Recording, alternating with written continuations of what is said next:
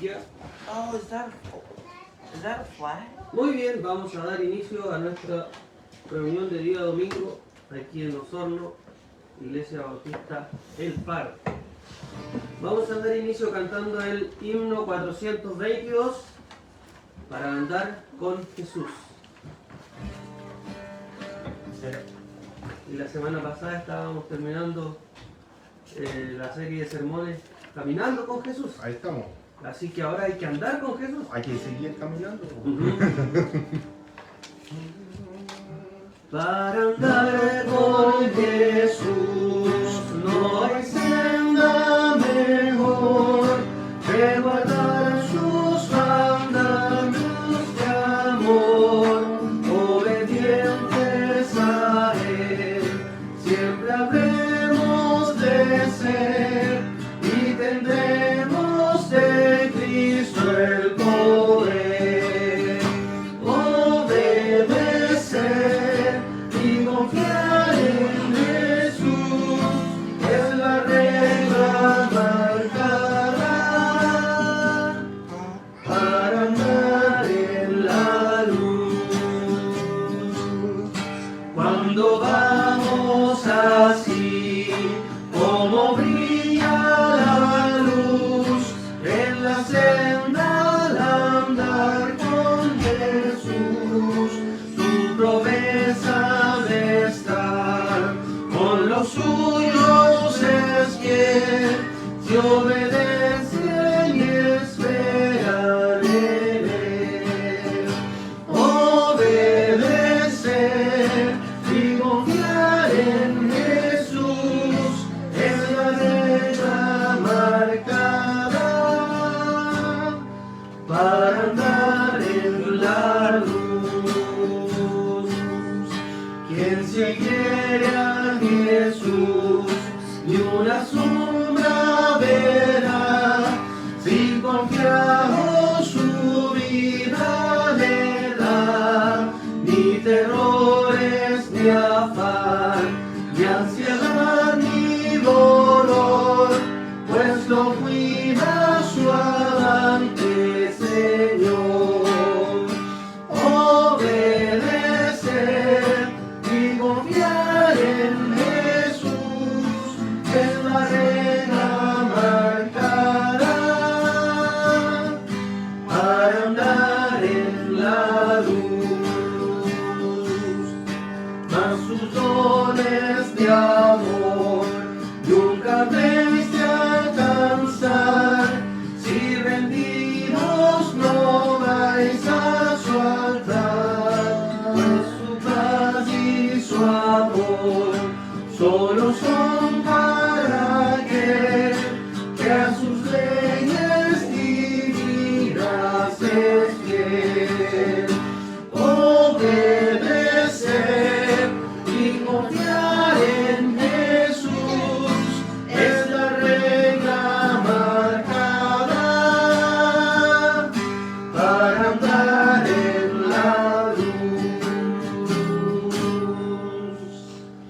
Amén. Y el 105.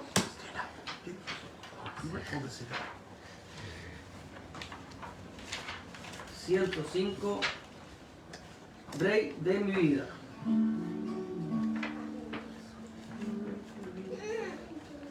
Rey de mi vida, tú eres hoy, en ti me gloriaré. Es por tu cruz que salvo soy, no te olvidaré. Después de tu Getsemaní, subiste a la cruz más cruel, todo sufriste tú por mí, yo quiero serte fiel. Mas vi la luz amanecer de la eternidad, te vi, Señor, aparecer con inmortalidad. Después que tú te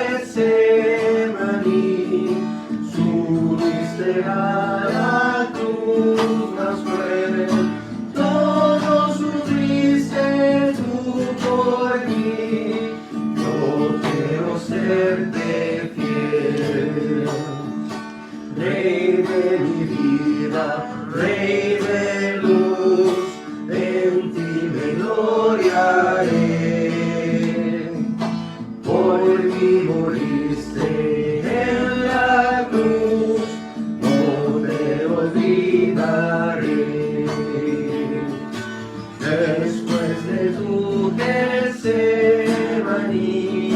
subiste a la cruz más cruel.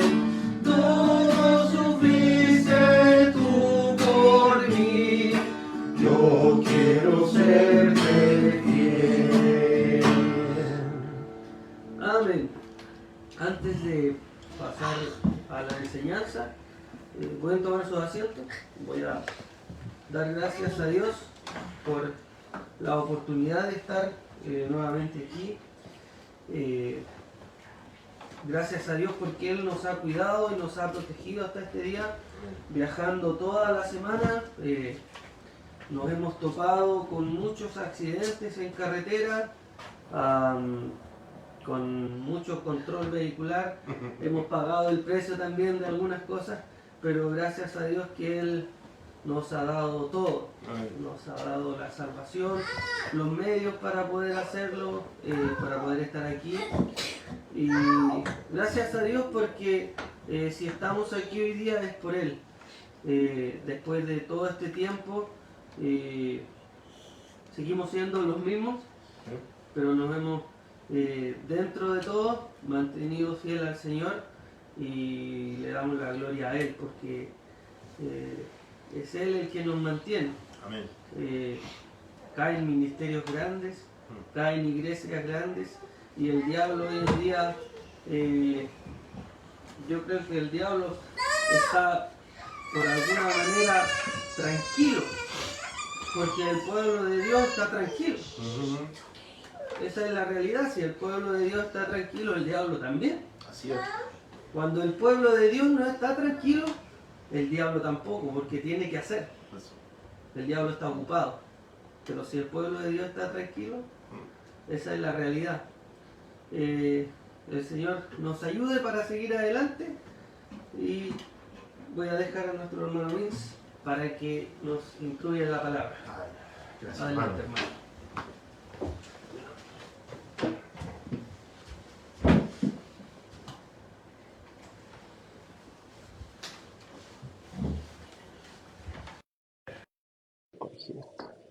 Bien.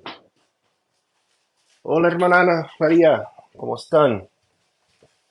Saludos de nuestra parte, igual. Es una bendición tener hermanos presentes con nosotros siempre. No lo desprecio nunca.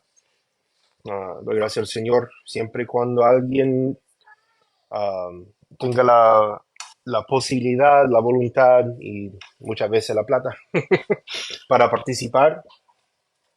Ah, no soy una persona, yo creo, nunca he querido ser una persona cargante o exigente con la participación. Ah, la idea es demostrar y dar un ejemplo mejor que exigir y mandar, porque muchos que mandan no hacen. Y prefiero hacer y no mandar que mandar y no hacer. Y no ser juzgado por Dios por la hipocresía. Pero bien, hoy día vamos a empezar una nueva serie de predicación. Ahora, yo enseñaba a través del libro de Romanos hace mucho tiempo, empezando, de hecho, en pandemia cuando volvimos de Estados Unidos, teniendo los estudios bíblicos en casa, enseñamos a través de Romanos, pero esta serie será más predicación práctica, pero versículo por versículo, igual como la enseñanza, porque es nuestro apóstol, son las epístolas eclesiásticas para nosotros. Y hasta que el Señor me demuestre otra cosa, vamos a pasar por este camino con Romanos. Así que los que están en su casa o viendo por el internet no pueden ver las diapositivas, así que venga la próxima para tener la experiencia completa. Y también, mientras lo esté pensando, oremos por nuestros hermanos que no llegaron hoy. También tenemos que estar pendientes del hermano Jorge y su familia que están cambiando de casa. A lo mejor los podemos ayudar en algo. Antes del fin de este mes tienen que desocupar la casa donde están cerca del hospital y no sé si encontraron nuevo arriendo. Así que mantengamos a ellos en nuestras oraciones. Y también los hermanos que están a punto de unirse con nosotros por... eh, estoy seguro que el Señor los va a traer, pero es tema de tiempo y cuándo. Así que siempre anhelando que se una con nosotros las personas que el Señor nos traiga. Bien, Romanos capítulo 1. Vamos a empezar la epístola del apóstol San Pablo a los Romanos capítulo 1. Con la introducción, y no solamente la introducción o el sermón introductorio, sino la presentación de Pablo, como él y su introducción, porque sabemos, y esto es un poco de enseñanza, antes de llegar a la predicación, sabemos que Romanos no fue la primera epístola en escribirse. De hecho, es probablemente Primera de Tesalonicenses que fue escrita primero. Tengo la fecha, supuestamente 52 después de Cristo, Primera de Tesalonicenses, mientras tengo aquí la fecha 58 a 60 después de Cristo, Romanos, Filipenses 62, Efesios 62, Gálatas sería 58, así que 58 a 60, Romanos, Gálatas, escritas estas epístolas alrededor del mismo momento, pero después de algunas otras. Así que alguno se preguntaría, ¿por qué entonces el orden de las epístolas paulinas no está en orden cronológico? Es una buena pregunta. La mayoría del Antiguo Testamento, los libros secuenciales, por ejemplo, primero y segundo Samuel y ahí los Reyes y Crónicas, que son básicamente paralelos, va en básicamente orden cronológico. Así que, ¿por qué el Nuevo Testamento? Y yo siempre digo que porque segundo de Timoteo, capítulo 3, versículo 16, obviamente es la declaración doctrinal más importante acerca de las escrituras escritas, pero también tiene algo, una revelación avanzada, porque obviamente Pablo, como ser humano, no sabía cómo iba a ser el orden del Nuevo Testamento, o ni siquiera que iba a haber un Nuevo Testamento escrito quizá. Pero veamos lo que dijo. Toda la escritura es inspirada divinamente y es útil para enseñar, para reprender, para corregir, para instituir en justicia, para que el hombre de Dios sea perfecto, perfectamente instruido para toda buena obra. Es importante que 16 diga instituir, mientras 17 diga instruido. Otro tiempo, otro momento. El orden de las epístolas paulinas empieza con Romanos, que es el libro fundamental para la enseñanza, la doctrina. Por eso, útil para enseñar. Luego viene dos epístolas a los Corintios, que es para reprender, porque andaban mal. Y luego viene la corrección a los Gálatas.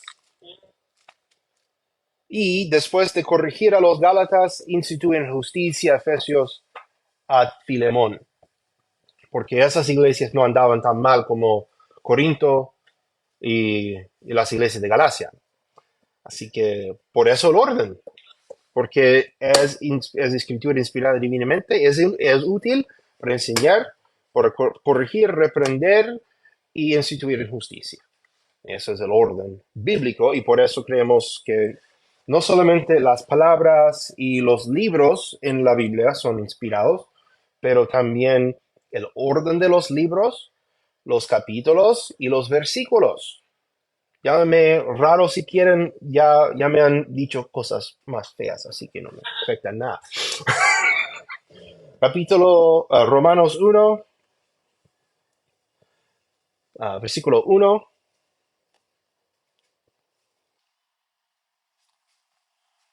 A ver, necesito. Estamos todavía.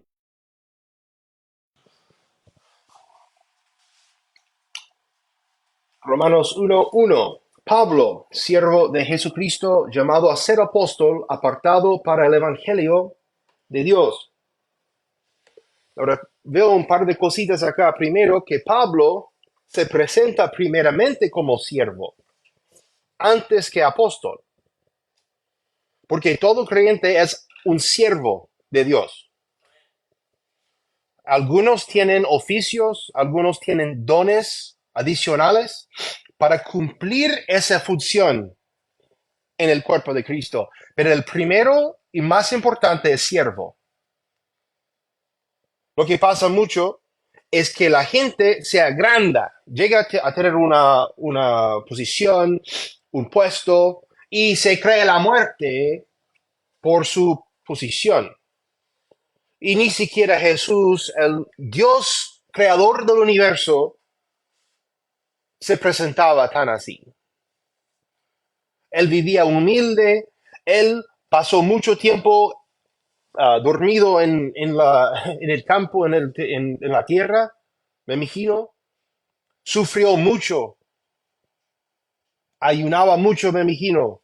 Que él rechazaba las comodidades físicas y carnales de este mundo.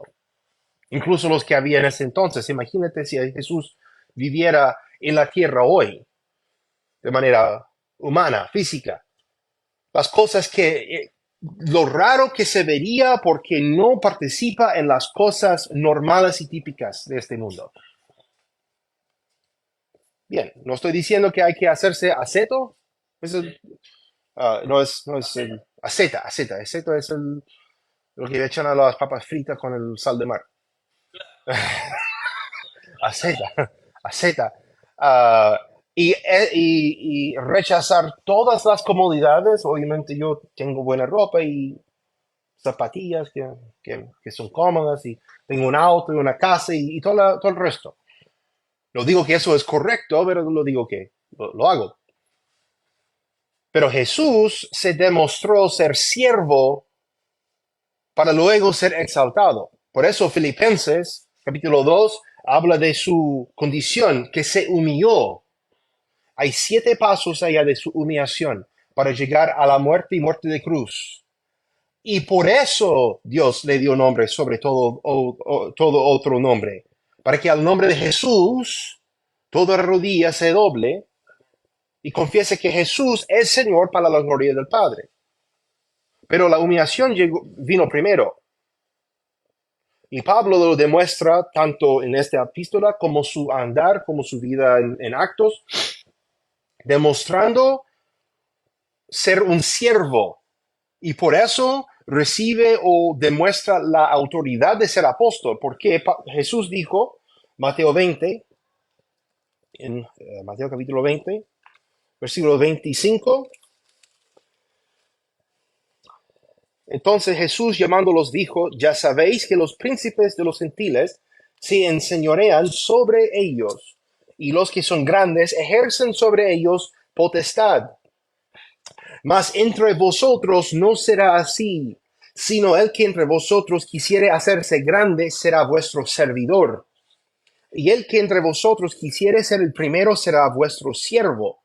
Así como el Hijo del Hombre no vino para ser servido, sino para servir y para dar su vida en rescate por muchos.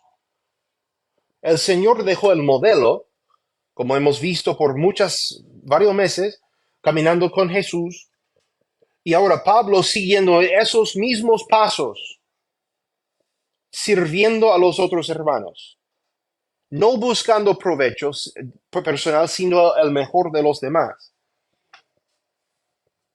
Sí, fue un apóstol y para nosotros el más importante, porque para él, a él fueron revelados los misterios del Nuevo Testamento y la mayor parte del Nuevo Testamento, Romanos a Filemón. Hebreos también, pero tiene su aplicación especial.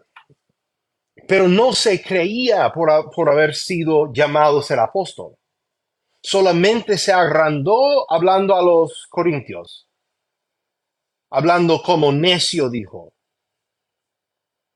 Pero con el resto demostró su autoridad de apóstol por su vida de humildad y obediencia a Dios el Padre y a la gloria de Jesucristo. También veo que todo creyente es apartado para el Evangelio en alguna manera. No solamente Pablo. Esto es un problema súper grande que tengo con el cristianismo, sea el creentismo de la Biblia, sea evangélico, sea lo que fuera, bautista independiente, póngale cualquier nombre. Hemos inculcado o inventado esta idea de que hay algunos en la iglesia que tienen la responsabilidad de hacer las cosas espirituales. Y el resto, no sé, bueno, en muchos casos ni siquiera pagan, pero el resto tiene la responsabilidad de llegar, sentarse en la banca y son consumidores religiosos. O piensan en algunos casos que por tocar la guitarra, la batería, cantar, por ser jefe de esto, la líder de jóvenes, que están cumpliendo la función porque la corporación le dio esa función. No, hermanos. El patrón bíblico es que cada uno de nosotros debemos de dedicarnos lo más posible y más todo el tiempo al Evangelio, para que salga el mensaje de la salvación, para que Dios se glorifique. Y otra vez, eso es otro problema. Y muchos ponen el pecador antes que el Salvador. El Evangelio no es principalmente para el pecador. El Evangelio es para la gloria de Dios. Y el pecador recibe la bendición porque es su pecado que fue pagado en la cruz. Pero para nosotros todos tenemos alguna función en el cuerpo de Cristo y no es calentar la banca. Pablo no fue especial y solamente el apóstol Pablo tiene que llevar el evangelio y nosotros vamos a esperar aquí con un asadito. No, hermano. Todos tenemos la misma responsabilidad, solamente él tenía una autoridad especial porque Dios le estaba dando las revelaciones para toda la iglesia. Pero cuando él dijo que soy libre de la sangre de todos los hombres, lo decía no en carácter de apóstol, sino en carácter de cristiano, un creyente, obediente al Señor, que todos debemos de tomar esa misma idea, ese mismo concepto de que nosotros tenemos la responsabilidad de anunciar el Evangelio y advertir a todos los seres humanos, no solamente al pastor, el predicador. Eso obviamente requiere que todos estén apercibidos y preparados en el Evangelio para hacer eso. Y si estamos pasando más tiempo en el teléfono, en el Instagram, el Face, lo que fuera, o estamos pasando más tiempo mirando al fútbol, que escudriñando las escrituras, vamos a ser hallados, ¿cómo dice? No, vamos a tener vergüenza cuando estamos delante de Dios. Obreros que tenemos de qué avergonzarnos. Porque no hay que olvidarse de que las positivas también son ciertas por el lado negativo. Si procuramos con diligencia, no seremos obreros avergonzados. Pero si no procuramos, seremos avergonzados. Puede ser que llegue el mormón y te deja sin respuesta. ¡Qué vergüenza! Un mocoso apenas 19 años te llega y no sabes cómo responder. ¿Tienes la misma Biblia que yo tengo? Y si no, bueno, van llegando, te la voy a regalar. ¿Tienes el mismo Espíritu Santo si eres salvo? Pablo no tenía, por ejemplo, un Espíritu Santo avanzado, 2.0. Los pastores no recibimos un don especial, una conexión secreta a Dios para recibir cosas como hacen saben que los presidentes, Rusia y estadounidenses, tienen sus líneas directas de la Casa Blanca al Kremlin durante la Guerra Fría. Tenía un teléfono allá, podría haber levantado el teléfono y hablar con el Kremlin instantáneamente. Nosotros no tenemos una conexión así con Dios, especial, digo. Por ejemplo, uno se hace pastor y le entregan un celular especial, secreto, que nadie lo vea. Y con esto puedes recibir mensajes directos de Dios. No, tenemos la misma Biblia, el mismo Espíritu Santo, las mismas oraciones que el resto de los hermanos en la banca. No hay nada especial acá, hermanos. Voy a quitar todo el misterio.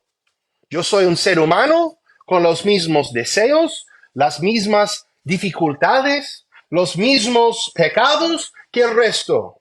¿La diferencia? No sé. Estoy haciendo algo, intentando hacer algo.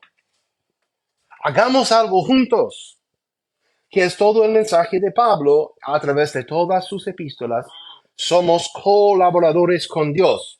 No es que Él es algo especial, no es que Apolos es alguien especial, no es que Cefas, Pedro, es alguien especial, sino que todos nosotros somos trabajadores para Dios y tú puedes hacerte parte igual. No hay nada especial aquí, hermano. Lamento mucho quitarte la idea de que hay algo especial para anhelar ese puesto. No, es trabajo. Simplemente dedicarse a hacer algo. Apartado para el Evangelio. Tú también debes apartarte para el Evangelio. Versículo 2. Que él había antes prometido, el Evangelio, por sus profetas en las santas escrituras. Siempre volviendo a las escrituras, porque ahí sale la autoridad, porque Dios puso a sí mismo en sus escrituras y se revela a través de ellas, por eso es la suma autoridad. Nótese aquí que el detalle del Evangelio, 1 Corintios 15, 1 al 4, sí fue dado a Pablo, pero hay rastros, hay indicios, hay sombras, tipologías y también pistas que se pueden encontrar del Evangelio a través de todo el Antiguo Testamento. Sí, el Evangelio y la receta, digamos, 9 Corintios 15, 1 al 4, fue directamente revelado a Pablo, pero para quitarle la alfombra voladora a nuestros hermanos hiperdispensacionalistas, Actos capítulo 2, dice, versículo 23, le matasteis por manos inicuas crucificándole. La muerte, ¿cierto? Obviamente está implícita la sepultura porque habla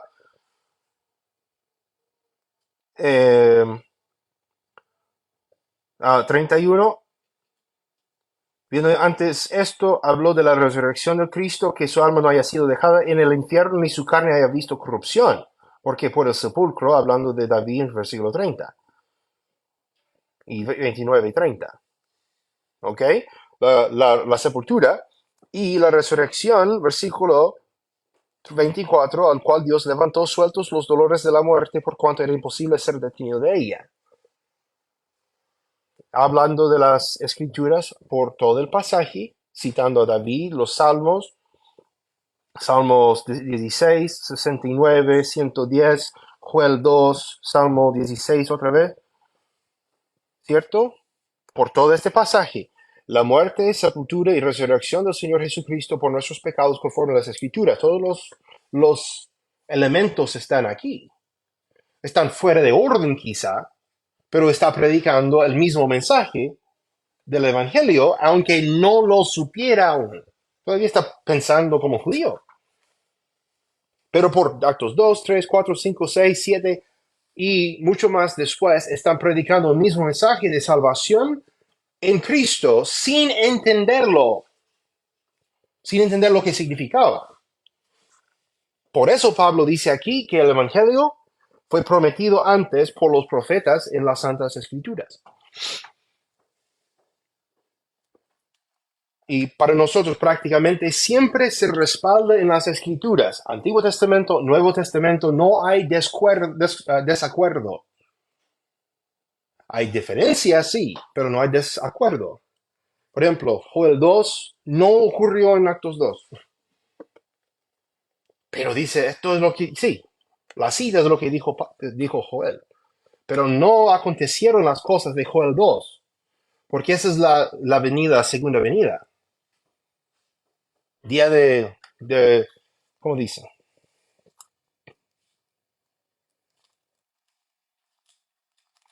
Joel 2. Día de tinieblas y de oscuridad, día de nube y de sombra, como del alba que se derrama sobre los montes. Un pueblo grande y fuerte, nunca desde el principio del siglo fue su semejante, ni después de él será jamás en años de generación en generación. Delante de él, ¿quién? Jehová. Consumirá fuego, detrás de él abrazará llama, como el huerto de él será la tierra delante de él, y detrás de él como desierto asolado, ni tampoco habrá quien de él escape. Destrucción. Como ven muchas veces los cuadros que hacen los testigos de Jehová, todo bonito, el primer día en el cielo, todos contentos, y el sol, rayos del sol, y todos happy. Según la Biblia, no será tan así. Día de terror, destrucción, y no de gozo. Otra vez, quedémonos con las escrituras, versículo 3. 2 y 3 que él había antes prometido por sus profetas en las Santas Escrituras de su Hijo Jesucristo, el Evangelio de su Hijo Jesucristo, Señor nuestro, el cual fue hecho de la simiente de David según la carne. Ahora, este versículo demuestra las dos naturalezas de Cristo. Hijo de Dios por el Espíritu, pero hijo de David según la carne. Hijo de Dios porque es Dios manifiesto en la carne, pero hijo de David para que sea el rey de los judíos. Ellos entendieron lo del hijo de David. No entendieron bien el hijo de Dios.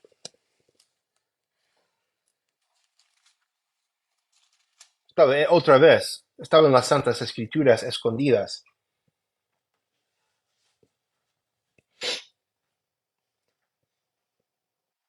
Yo recitaré el decreto. Jehová me dijo, mi hijo eres tú, yo te engendré hoy. Demándeme y yo daré las gentes por tu heredad y por tu posesión los cabos de la tierra.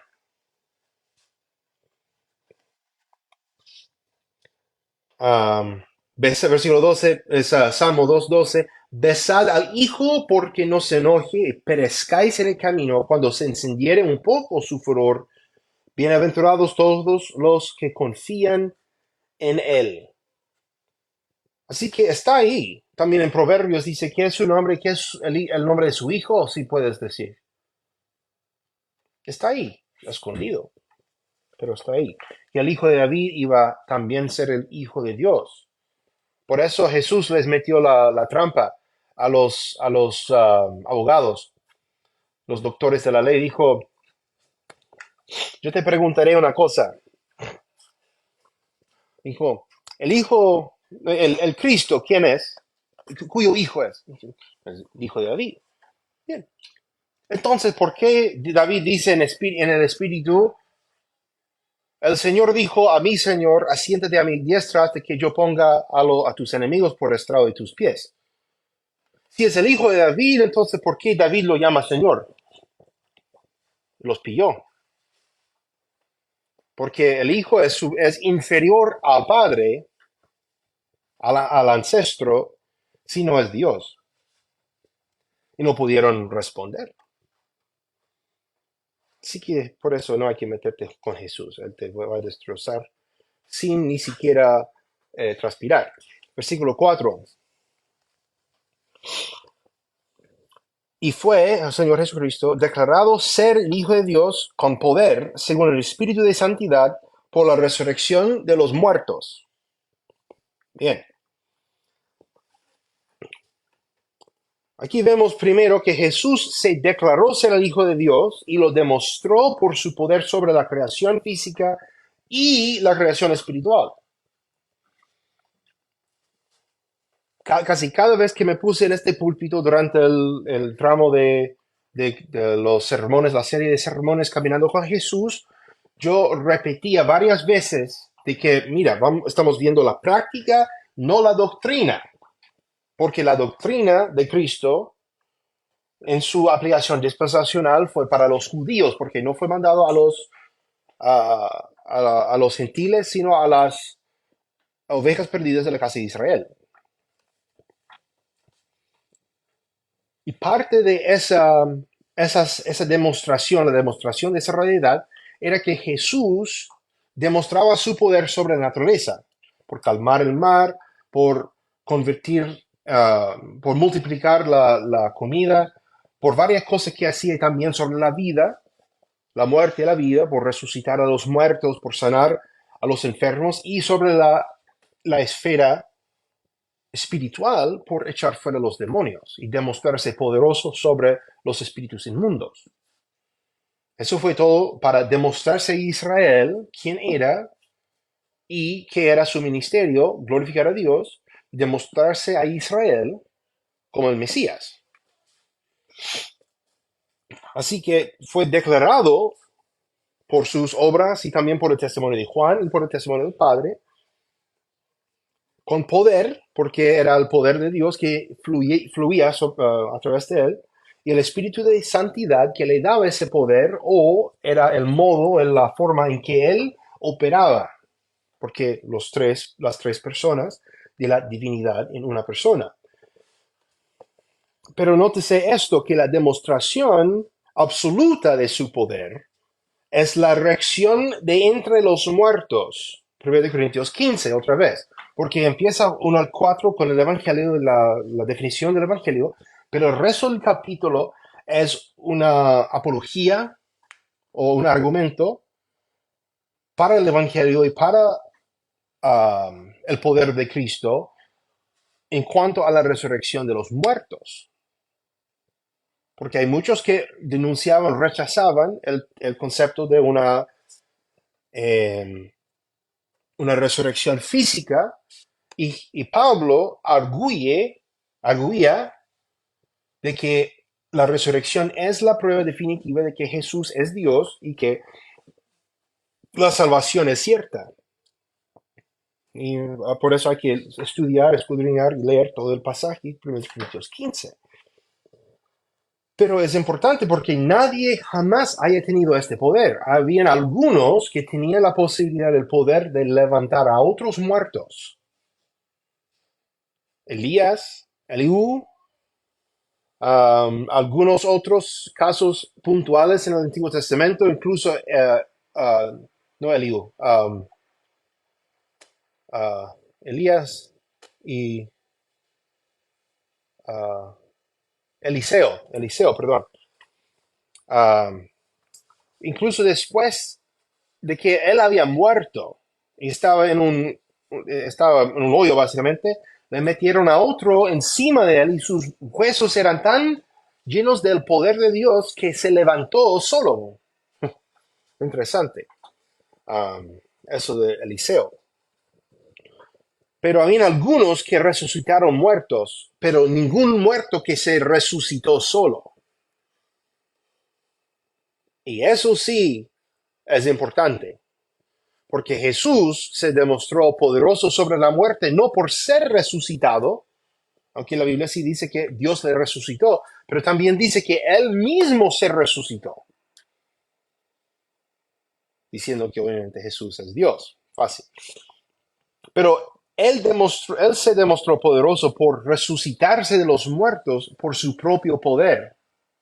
Y era la promesa que hacía a los judíos, que destruye este templo y 3 días después yo lo levantaré, pero lo decía hablando del templo de su cuerpo, no el templo de Herodes. Eso no tiene nada que ver. hablando de su templo, el templo de su cuerpo. Bien. Así que nosotros tenemos esperanza en Cristo por su resurrección. Y Pablo dice en 1 Corintios 15, 1 Corintios 15, en cuanto a esta esperanza, que si en esta vida solamente tenemos esperanza en Cristo, los más desdichados somos de todos los hombres. Desdichado, ¿qué quiere decir? Sin saber cómo andar, sin saber qué debemos de hacer, sin ejemplo. Estamos sin esperanza, porque solamente tenemos esta vida y ahí no queda nada. Mas si se predica a Cristo que resucitó de los muertos, ¿cómo dicen algunos entre vosotros que no hay resurrección de los muertos? Porque si no hay resurrección de los muertos, Cristo tampoco resucitó. ¿Ven el argumento? Que nuestra resurrección, que nuestra resurrección es cierta porque Jesús resucitó. Y si nosotros no tenemos resurrección, entonces tampoco resucitó Cristo, porque la Biblia dice que Él es las primicias y el primogénito entre muchos hermanos, el primogénito de los muertos. Por eso yo coloqué de entre los muertos, porque no solamente resucitó de los muertos, está diciendo que Él estaba incluido con los muertos, hacía su sepultura con los muertos, y se levantó uno a la muerte de entre los muertos. Eso es lo que el concepto quiere decir.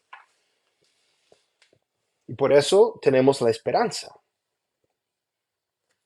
Versículo 5. Por el cual recibimos, ¿qué? La resurrección de los muertos, la gracia y el evangelio del Señor Jesús, claro, todo eso, por el cual recibimos la gracia y el apostolado para hacer que se obedezca la fe en todas las naciones en su nombre.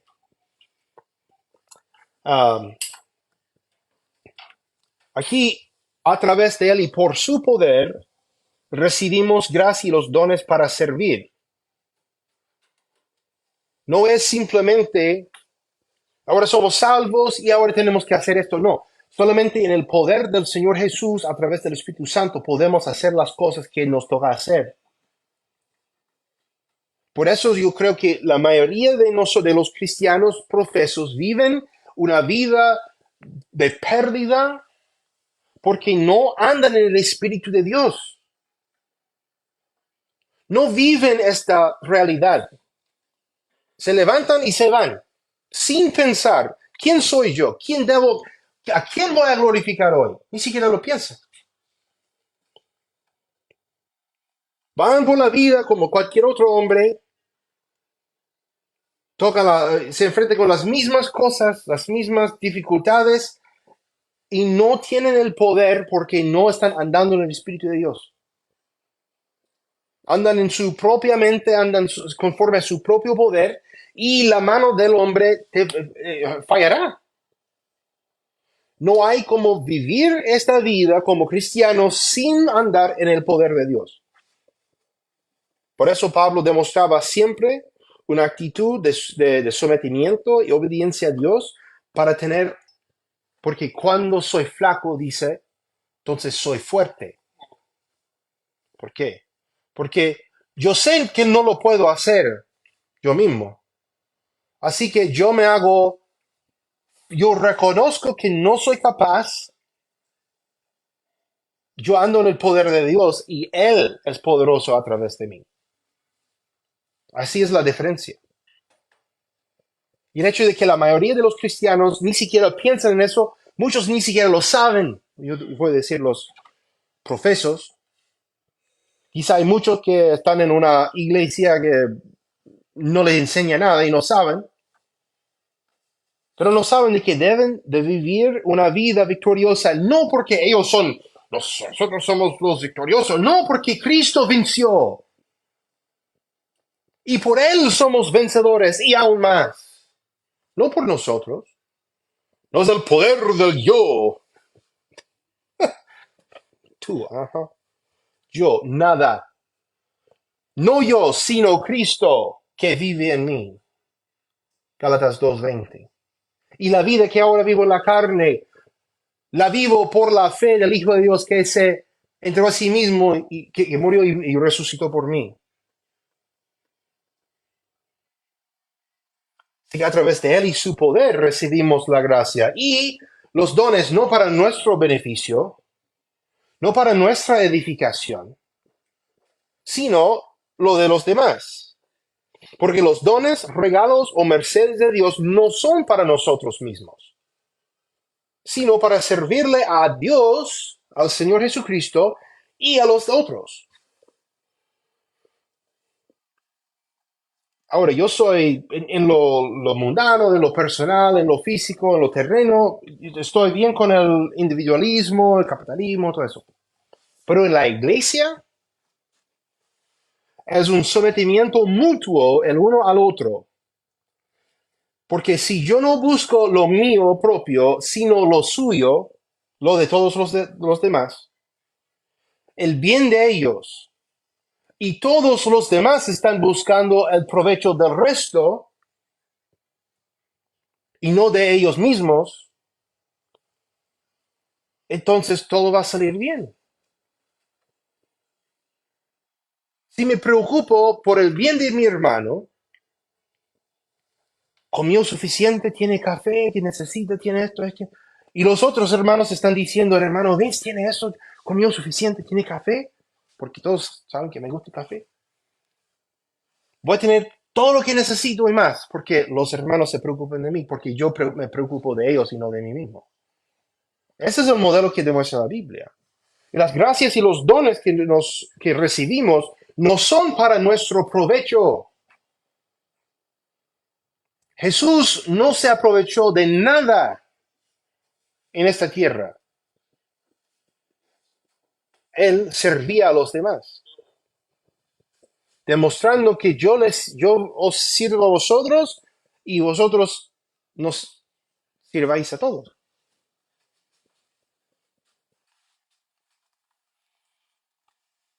Así hizo el Señor. Y si lo hacemos de voluntad y con gozo y alegría,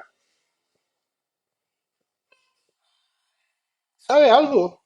Que en muchos casos en este mundo, en la iglesia de hoy, si tú haces eso, serás el único. Hazlo igual, hermano, por amor de Cristo.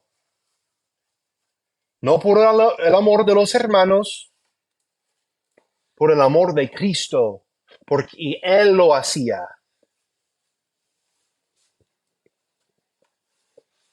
No hay excusa para la obediencia. La frase ahí, versículo 5, dice que se obedezca a la fe. Entonces muchos dicen, hay que hacer algo, la fe es obra. El resto de la epístola desmiente ese concepto por completo. Obedecer la fe es creer el evangelio. Es la fe. La fe es dos partes. La fe salvadora, que es uno que pone su fe en Cristo y Cristo le salva. La otra parte es el resultado de eso, que es andar en la fe, que es la vida resultante de la salvación. Por eso muchos se confunden y también las Biblias modernas quitan la palabra salud y uno pierde la diferencia entre la salvación y la salud. La salvación y la santificación, el andar con Cristo. ¿Y por qué salud? Porque es cómo está tu alma. ¿Estás enfermo almáticamente porque no estás andando con el médico, el gran médico? Puede haber algo ahí, ¿eh? Quizá soy loco, pero estoy cómodo con eso. Versículo 6. Para terminar, entre las cuales, ¿qué es? Todas las naciones en su nombre, entre las cuales, ¿qué? los que han obedecido la fe, sois también vosotros los llamados de Jesucristo. Y bueno, primero los recipientes de esta epístola, los romanos, como vamos a ver en versículo 7, la próxima semana, Dios mediante, son entre los que han obedecido a la fe, los que han creído en Jesús, los que han sido salvos, los que han nacido de nuevo. Y yo sé que el nacer de nuevo no aparece en Pablo. Ando nomás. Son entre los que han obedecido la fe, son ellos creyentes, han recibido al Señor Jesucristo, son creyentes, son hijos de Dios. Así es importante eso, porque de todas las epístolas solamente Gálatas no le llama santos a los recipientes, que es interesante porque habían judaizantes. Y 99 veces de 100, los judaizantes son tan perdidos como un perro en la calle. Lamentablemente, obviamente, no tomo contentamiento de ese hecho, pero ellos trastornan y estorban a las personas de conocer la verdad. Así que, como dice, los salmos imprecatorios, ese término se entiende. Los salmos donde David está orando que Dios destruya a los impíos y haga cosas malas, como dice en inglés imprecatorio, como imponiendo una maldición en los salmos. No sé, tengo que buscar el término. Que rompa sus dientes en sus bocas, Señor.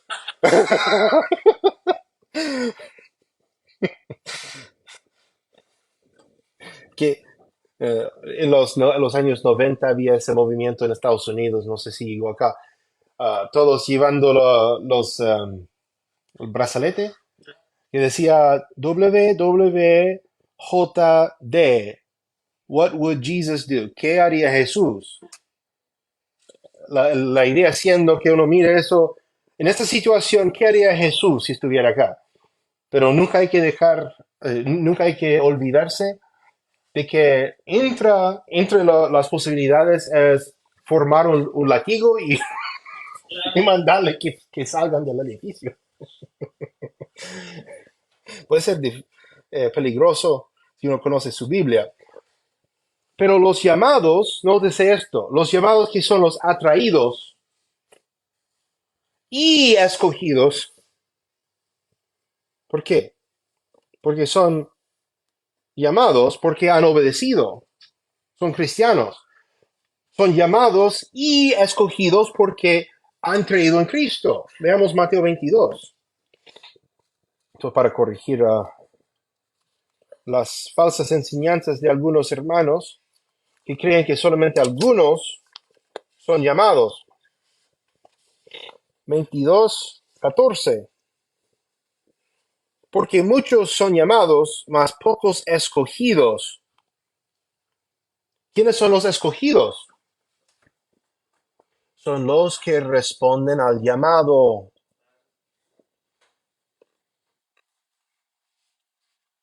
Son los que responden y creen en Cristo por haberse levantado de la tierra. Eso es Juan, ¿cierto? Juan 12, si no me acuerdo mal, que dijo, y yo, si yo fuera levantado, atraeré a mí a todos los hombres. Y Jesús fue levantado, y muchos dicen, no, sacalo de contexto porque solamente habla de la forma como iba a morir. Pero fue levantado y atrae así todos los hombres. Por eso le levantamos a Jesús y Él atrae a los hombres otra vez. Otra vez, hasta que o lo reciban por responder al llamado o que mueran en sus pecados y se enfrentan con el castigo eterno.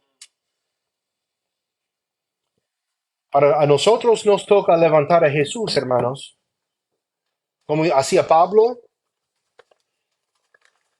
quedarnos limpios de la sangre de todos los hombres. Tengo que admitir o confesar que hay que confesar las faltas, no los pecados. son las Biblias modernas que dicen pecados. Yo tengo la tendencia de pensar a largo plazo con las personas. Y algunas veces, a veces es así, es cierto. Tengo amigos con quienes estoy trabajando, hablando y llegando a un punto de donde les puedo eh, predicar el Evangelio.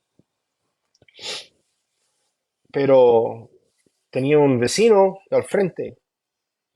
Había hablado con él un par de veces, de vez en cuando nos topamos, sacando la basura o saliendo a la pega, lo que fuera. Un caballero llamado Héctor. Y el año nuevo, él estaba comiendo demasiado, ya estaba obeso y con muchos problemas de salud. Estaba comiendo demasiado no sé, en la casa, en el copete, no sé. Se descompensó, lo llevaron al hospital. Y allá yo veía que estaban haciendo algo, no se veía muy grave. Y pensaba, uff, tengo que predicar a ese caballero cuando vuelve. No volvió, murió en el hospital. Y ni una vez le había anunciado el Evangelio. Ni una vez le había hablado de Cristo. Sabía que yo era pastor y esto, lo otro, pero yo pensaba que habrá más tiempo.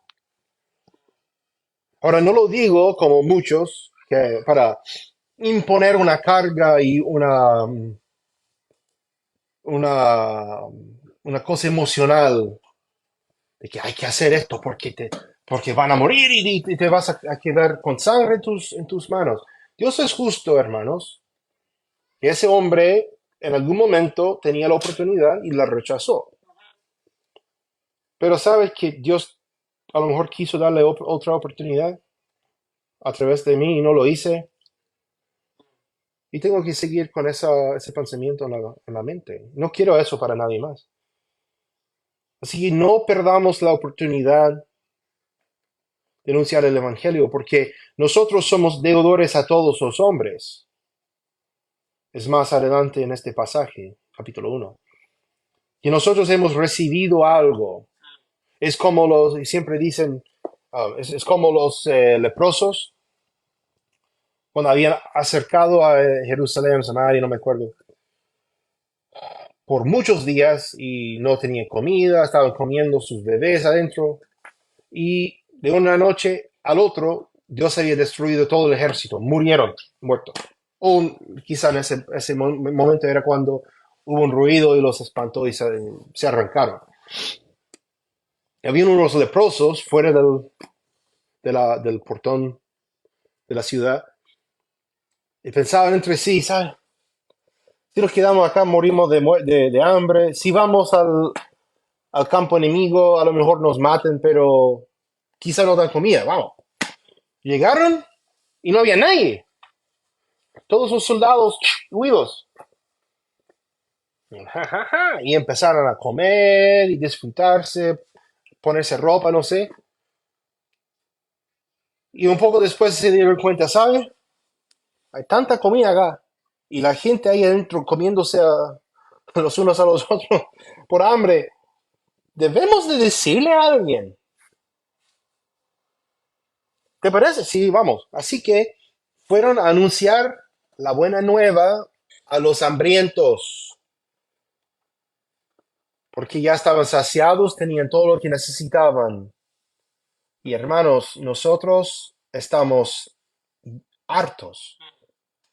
Estamos llenos de conocimiento, de todo. Y tenemos la palabra de Dios, tenemos el Espíritu de Dios, tenemos la oportunidad de andar con Dios. Y hay un mundo entero en nuestro alrededor, hermanos, que está hambriento, está muriendo sin Cristo.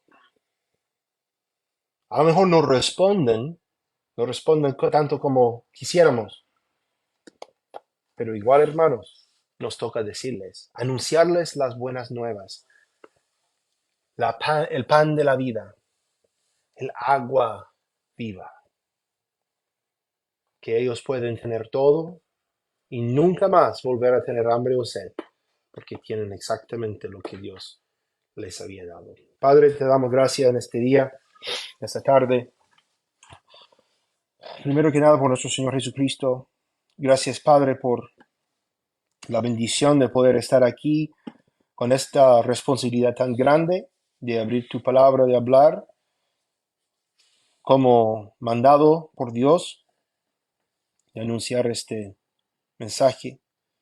Gracias, Padre, por los que están presentes, los que iban a estar, no pudieron, lo que fuera. Por favor, Señor, que bendigas a los hermanos, a todos, que traigas más personas que quieren participar, andar en esta verdad que tú nos has dado. Y Señor, sobre toda la cosa te queremos glorificar en esta vida. Por favor, Señor, esta semana que nos des no solamente la oportunidad, sino también la sabiduría para saber qué es la oportunidad de compartir el Evangelio, de anunciar las virtudes de aquel que nos llamó de las tinieblas a su luz admirable. Porque, Señor, tú nos diste el modelo, cómo hacerlo, y siempre cada discurso, cada conversa puede llevarse al Evangelio si somos sabios y si estamos buscando esa oportunidad. Gracias, Señor, por tu palabra, por este mensaje. Ayúdanos, Señor, a hacerte útil en esta semana para que tú seas glorificado en esta vida.